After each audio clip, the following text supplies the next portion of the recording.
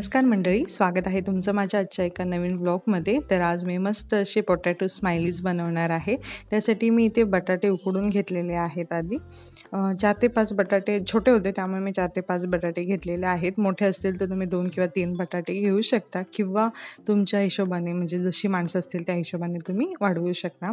तर छान बटाटा उकडून घ्यायचा, अगदी पण ना म्हणजे जास्त उकडायचं नाही, कारण काय होतं मग त्यामध्ये पाण्याचं म्हणजे मॉइश्चर राहतं, आपल्याला तसं नको आहे। त्यामुळे मग आता अगदी 1-2 ते 3 शिट्ट्या होतील एवढ्या ह्याच्यात बटाटा शिजवून घ्यायचा आहे, उकडून घ्यायचा आहे।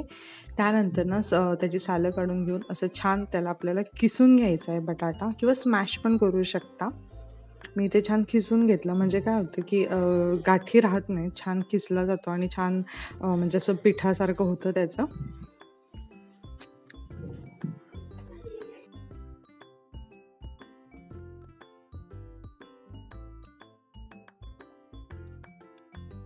तर मी आता इथे सगळे बटाटे छान किसून घेतलेले आहेत। त्यामध्ये मी इथे चवीनुसार मीठ घातलं, त्यानंतर कॉर्नफ्लॉवर 2 चमचे घातले। मी आता 5 बटाटे होते त्या हिशोबाने मी कॉर्नफ्लॉवर 2 चमचे घातले।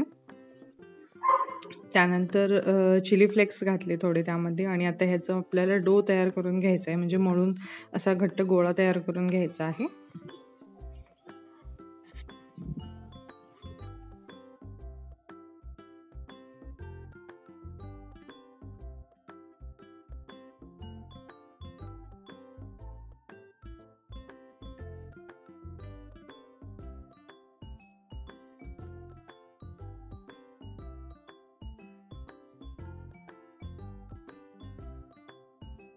अशा पद्धतीने मी ते थोडंसं तेल लावलं पण होतं आणि थोडंसं मळून घेतलं। त्यानंतर एक गोळा घ्यायचा आहे आणि आपल्याला असं जाडसरच लाटून घ्यायचं आहे। मी जरासं कॉर्नफ्लॉवर लावलं जेणेकरून ते चिकटू नये म्हणून। तर अशा पद्धतीने एवढं जाड आपल्याला हे लाटून घ्यायचं आहे। त्यानंतर मी इथे ना एका झाकणाने छान असं त्याला राऊंड शेप दिला।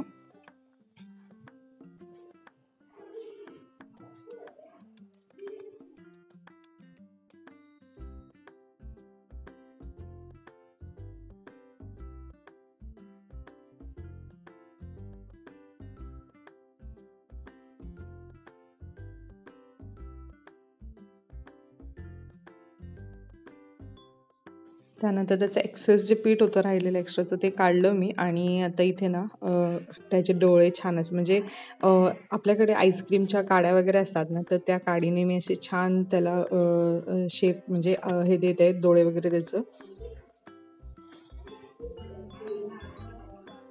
त्यानंतर चमच्याने त्याची स्माईल क्रिएट करायची आहे आपल्याला। असं चमचा अशा पद्धतीने लावायचा, छान दिसायला पण किती छान दिसते, क्यूट वाटते अगदी।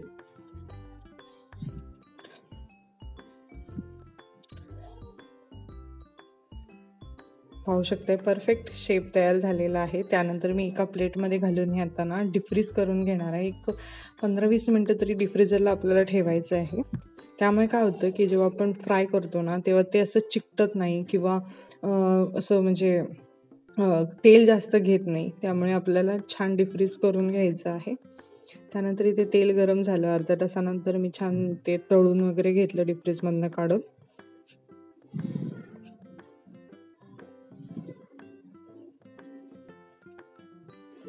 दोन्ही साईडने व्यवस्थित इव्हन आपल्याला फ्राय करून घ्यायचं आहे।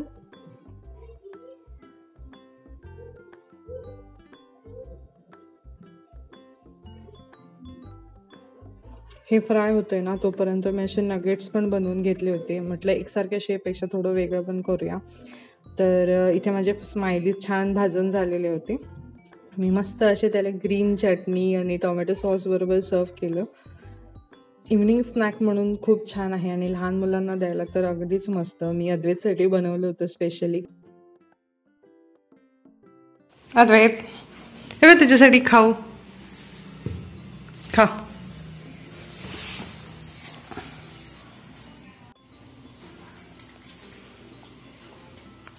मस्त आहे, आवडलं? खा, संपवा। तर माझी पोटॅटो फ्रायची रेसिपी तुम्हाला कशी वाटली ही मला कमेंट करून नक्की सांगा, आणि व्हिडिओ आवडला असेल तर चॅनलला लाईक, शेअर, सबस्क्राईब करायला विसरू नका। धन्यवाद।